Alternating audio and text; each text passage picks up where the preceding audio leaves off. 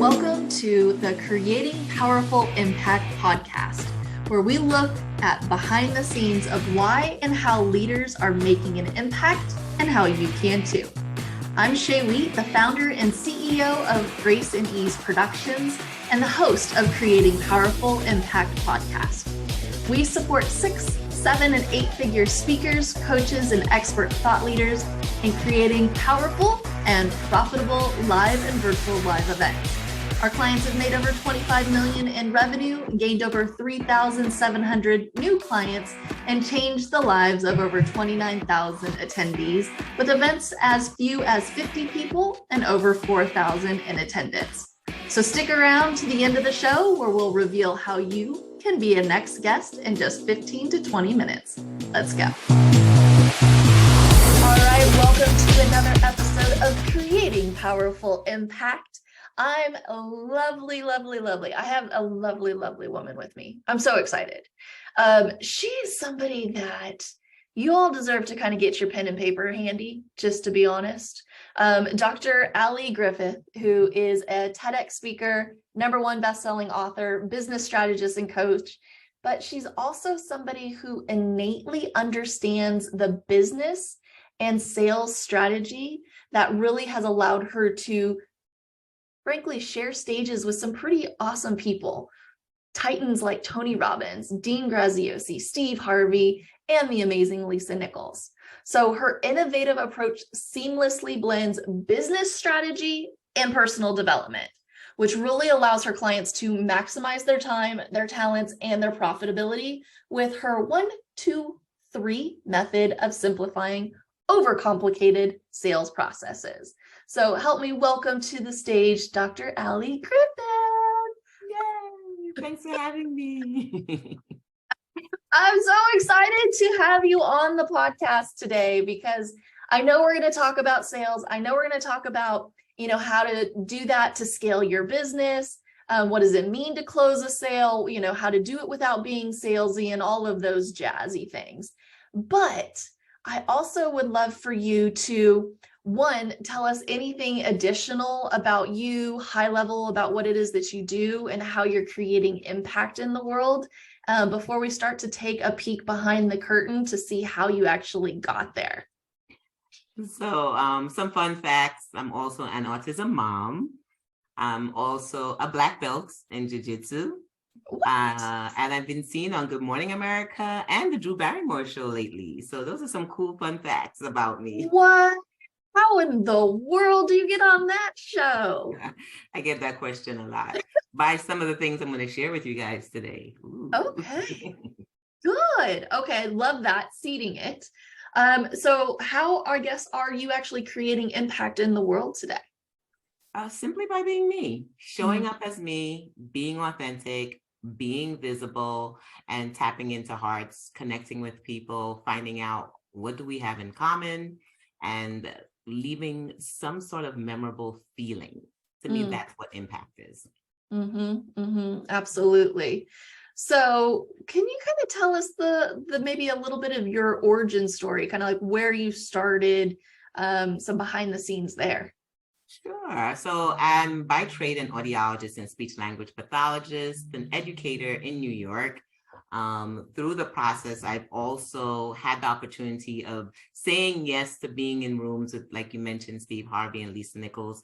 That was the beginning of my business world. I'm an educator. I knew schools and academics. I had no idea about this business land. So I decided to learn from the Titans. I decided to learn from the inside.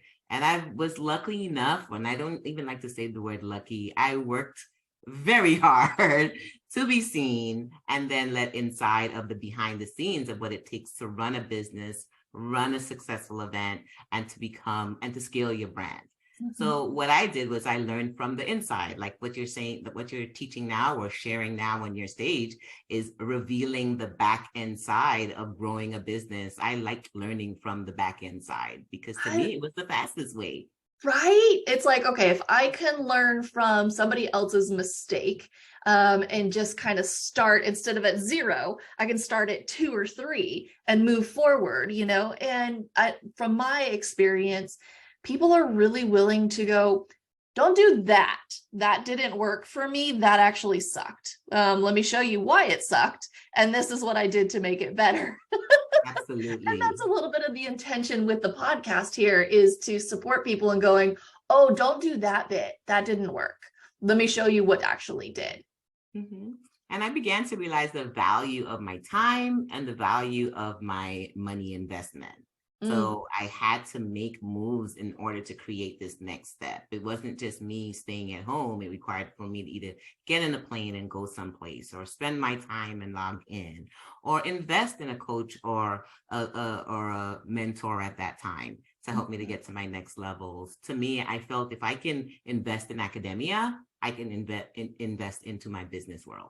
Exactly. If anything, it's very specifically targeted to supporting you in whatever area you're working on right now. Like personally, I was just in Vegas in my mastermind group, in a room of people that, you know, have multiple businesses, are much bigger than me and my company. And I'm like, oh my goodness, this is the next level.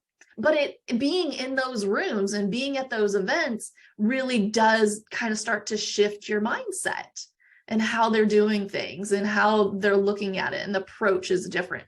Have you noticed that as you started to like scale and grow your company? Is that, what do you think would be one of the key determining factors of supporting you in scaling? Absolutely. Seeing the 7, 8, and possibly more figure mentors that were doing it afraid, that were doing it with a plan, that learning the strategy behind things made it so much more simpler than trying to learn it from a book. It was just, you know what, be in the field with them, work with them, go into the office with them, try and figure out what it is that they were doing, even if it meant picking up tissues or carrying a bag, or seeing how can I best support them in that process. Mm-hmm. That to me was my advantage in terms of scaling, because I got to see what the success looked like. Mm-hmm, mm-hmm. And we were talking a little bit before this, you were a part of other people's events, like you were volunteering at other people's events, just like when I started, I volunteered at, you know, a women's conference that ended up putting me in rooms that I wouldn't have been in otherwise. When you don't have the money, right? When you're just starting out and you're like, okay, if I can't pay to be in that room, how else can I? And it's that mind shift. Yeah, it was however I can be of service. And it's an equivalent to money investment, is time investment, it's energy investment. So it was a different modality. We were up early in the morning, we were bed late at nights, and while others were sleeping, we were still learning. So to me, I thought it was the best classroom. It was, and then when it came time to invest in the programs, it also gave me an opportunity to see, where did I see myself best suited for? Yeah, I love it. Okay, so I want to switch gears a little bit, and I want to start taking a look at sales. So in business, everybody has to do sales. And the way I look at sales is sales are service, like you were mentioning earlier. How are you being of service? And I feel that sales is service. Mm-hmm. But how can you actually utilize sales, and why are sales important to starting to look at and utilizing it to scale your business? Well, if there are no sales, there's no business. If there's no money, there's no finance, there's no income or revenue coming in, then there's nothing to sustain the business. So I like to tell people sales is the solution to most of the problems that most businesses are having. It'll always stem back to what's our profits, what's our loss, so that we can continue to scale, to grow, to do more of whatever service that you're doing throughout the impact or throughout your business. Now, when you're looking at scaling your business, is it changing up the programs? Is it changing up the offerings? Is it adding new things in? Is it taking stuff away? Is it what kind of is it for somebody that is looking to scale and they're like, I'm doing a lot of one-on-ones right now. It's tiresome. How do you do sales and scale? So when I first started, I started off in a very broad niche. I was helping first autism moms, like I said, And then I moved into mompreneurs, who were other moms like me who were starting businesses. As I began to at first speak to many inside of the autism mom's world, or to the mompreneurs, I began to realize that there's certain specific things that I'm really good at. So niching it down and knowing who do I specifically, who am I called to serve is what I say. Who am I aligned with? Because sometimes we may feel it's one thing or one person, but what I began to learn through the process, certain professionals tend to gravitate towards me because I'm a medical type of professional. So a lot of doctors and nurses began to gravitate towards me, or even financial advisors, people in the space of helping and giving of service. So when we're speaking to a more concentrated space, and for me, it became people of high value, similar to myself, someone who has invested in other manners.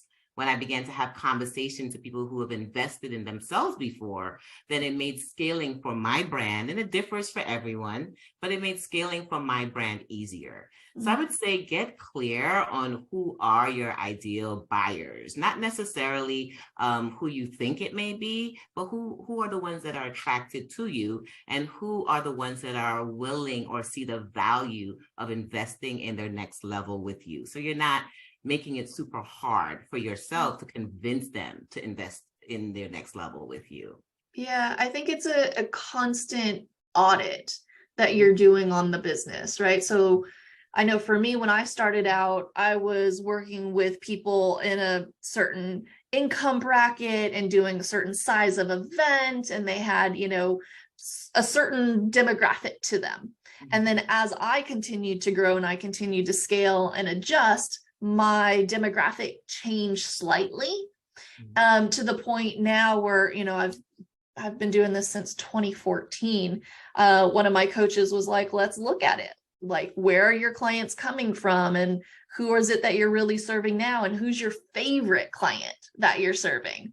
And take a look at how do we then draw more of them in. So I like looking at the audience, like you were mentioning, and go, okay, what is this now for me? How am I really supporting them and moving into the next level? So I love that. Now, I'm sure a lot of your audience, especially the mompreneurs, probably coming to you going, I think this is great and amazing, Dr. Ali, but I really don't want to come off as salesy. What would you tell them? Well, I love what you're saying, that sales is service. So really tapping into their servant leadership heart. Most people or moms say we want to take care of others. We are always in a servant mode or service mode. So really tapping into that space and helping them to understand the language of sales. So what I think is sales it feels like a dirty word to many people. It feels like a bad language. They hear sales and they begin to cringe. So I begin to shift the dynamics. This is where my speech pathology and audiology side comes in terms of the language. So they can fall in love with the word sales. So we do some psychological exercises to help them to realize that sales is not a bad thing. We need this for our business, and you can use it in a way of just having a conversation. It's just a conversation. It's a conversation that you're going to help the person with determining if this is what they need for their next. If it is, great. You can position it and let them know what are their options. And if it's not within all authenticity, then you can offer things that may not be part of your program or someplace else that you can refer them to. So you don't have to force or feel like you need or you must do something. All you can do is sit down and listen to the person as they express their problem and determine, is your offer the solution? Eventually in time, when you position yourself around the people who you strategically know that your offer is the right positioning for whatever their challenges are, then it becomes an easy conversation. It's let's talk about what's happening and let's talk about how this can possibly help you towards whatever next level you're interested in moving in. The goal really is to also have them vested in, have them wanting their next. Do they even want to make a step towards their next? If they don't, then politely have a conversation in terms of helping them with where they are. Don't force them to do anything so it doesn't feel sleazy. Basically listen to them, help them to make decisions in their next level. Let sales be the solution of what they need. Yeah, it's like, what is the next best step for them? And supporting them in going, okay, great. Where are you? Okay, you're here.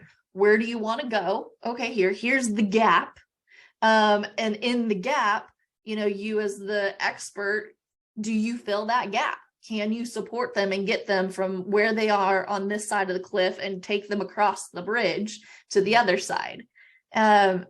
Speaking of bridges, like I realized I have so many photos of bridge type things in my house. I was realizing this, Dr. Ali, the other day, because that's what I think I'm drawn to. Yeah. Because I'm bridging the gap. I'm connecting people. Do you feel this for you too, that when you're in a conversation with somebody, it's like, okay, whether you do business with me or not, you are here, you want to go here, this is the best way to get you there. And let me give you the resources or the people or the tools and get you started on your path. Absolutely. I feel like if I'm the catalyst to what they need, so I'm that person in the process to help them to combine to where they need to get to, that bridge, that space that is missing, that gap. Now, how can we fill the gap? And some people purposefully, they may think they don't want the gap filled, so they're at that space. And I've had conversations where they're like, I'm okay where I'm at and I don't need the next. No problem. Okay, great. Let's celebrate where you are now. Yeah. When you're ready, right, for that next step, let's set you up so we can talk back to each other in probably another 6 months, or do 3 months look like a time when you might be ready for it? So it's like really helping them to navigate it, because most times when they know they're getting ready to enter a sales conversation, you have the other person on the other end with a preconceived notion that someone's going to try and bamboozle me or talk me into something. And when you relieve them of that extra pressure, like, listen, I'm not here to swindle you out of anything. I just want to help you. I want to support you in the best way possible. And I'll offer you some recommendations, and you get to powerfully say yes or powerfully say no. And both are great. Yeah, it's the I don't know, maybe, that's kind of the death, right? You're sitting on the fence and you're not making a decision one way or another. That I think is the most difficult place to be. So love that. What I would love for you to now talk about is, it sounds like there's a bit of a system that you're kind of walking people through. So are there some tips or resources that you can offer to kind of help our audience educate themselves on that sales process?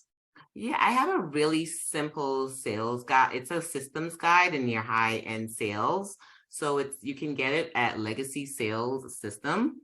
And in that process, it's just 7 steps for you to really check yourself or do some self-work on yourself as you're working through either a high ticket offer, which many people are going after right now, or just your own signature offer. It helps you to tap into your energy space, make sure that you're trying to align with whoever you're having the conversation with, at least making that attempt, because sometimes we may get into it directly ready for the sales and not even making a connection. We get to create a plan. We get to look at the offer, make sure it's the right type of offer, and definitely practice. Lots of practice is needed.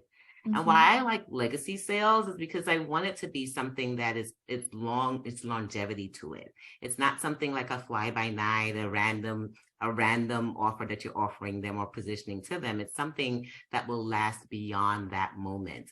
So really creating that space so that it's more than just a quick offer or a quick answer that you're giving them, but something that leads to the opportunity of beyond now, which a lot of people are more open to saying yes, or more open to leaning into. Beautiful. Okay, so people can go to legacysalessystem.com. We'll have the link in the show notes in order to pick up that 7-step plan, which I love. And I also hear in there that you have to do the follow-up too, right? So you were mentioning earlier, okay, maybe now's not the right time, but in 6 months, and then putting that into your system, having a part of the follow-up to support them when they are actually ready, which is fantastic. So switch gears one more time for me. No worries. I want to hear, a little bit more behind the scenes curtain. What is on the docket for you and your company this year? What are you wanting to do? Maybe what are some challenges that are coming up for your business right now that you're going, okay, this is our next level. This is what I'm looking to do to start, tweaking and adjusting so we can to move into that next space.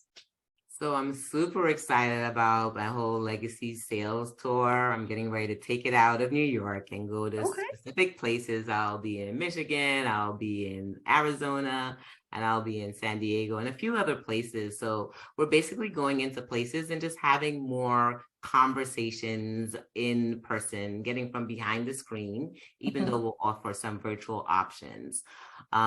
This year, it's all about legacy sales and helping my clients to either work with me in Aruba, which is where behind the curtains, I bought a house in Aruba last year. So I'm super excited about masterminding there and doing all things legacy sales driven. So I'm excited about this year. It's going to be a year that we really tap into feeling more comfortable and feeling more at ease with having more sales conversations. So we can have a successful business and scale that brand. I love that. Well, congratulations on your new home. And I love that you're going, okay, I want to be in Aruba. How can I now utilize this in my business? Let's have retreats in Aruba.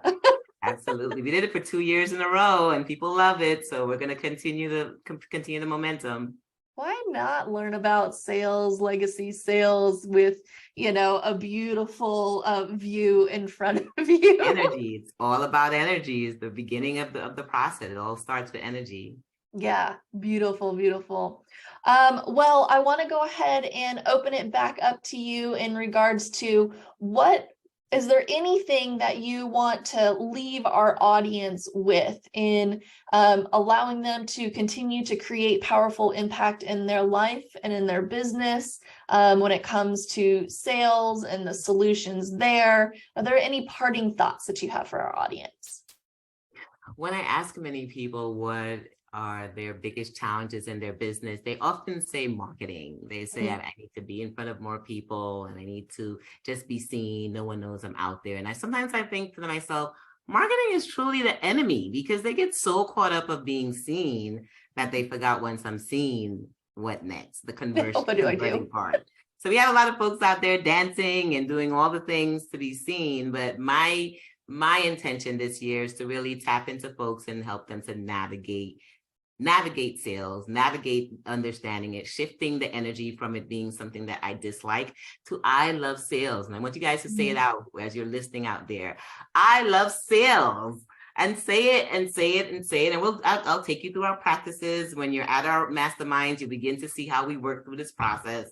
Because I had to do the same thing because I was definitely afraid of sales. So I want to make sure that it's my responsibility, as we've learned from the many mentors we've worked with, to now turn key and now help you navigate this space. I love it. You really, truly are supporting people with tapping into that true purpose of why they're here in the world and supporting them on that journey from maybe barely being visible to really turning into that real badass legacy brand owner. Yes. So fantastic. Thank you so much for being with us today. Reminder, pick up the Legacy Sales 7-step plan by going to legacysalessystem.com and stay connected with Dr. Ali. She's doing amazing things in the world, and we look forward to hearing your results from working with her and picking up her free gift. Until next time, have an amazing rest of your day. Take care. Thank you so much for listening to the Creating Powerful Impact podcast. If you are a successful coach, speaker, author, or thought leader who would like to be on this program, simply visit creatingpowerfulimpact.com/guest. If you are someone who got something out of this interview, would you please do me a favor and share this episode on social media? Just do a quick screenshot with your phone and text it to a friend or post it on your socials. Also, if you know somebody that would be a great guest, tag them on social media to let them know about the show and include the hashtag creating powerful impact. I love seeing all of your posts and great guest selections. We are regularly putting out new episodes and content. To make sure you don't miss any episodes, go ahead and subscribe. Your thumbs up, ratings, and reviews go a long way to help promote the show, and they really mean a lot to me and my team. Want to know more about us? Head on over to our website, graceandeaseproductions.com, or follow me on LinkedIn, Facebook, or Instagram. Just look for Grace and Ease Productions on your favorite platform. Thanks for listening. We'll see you next time.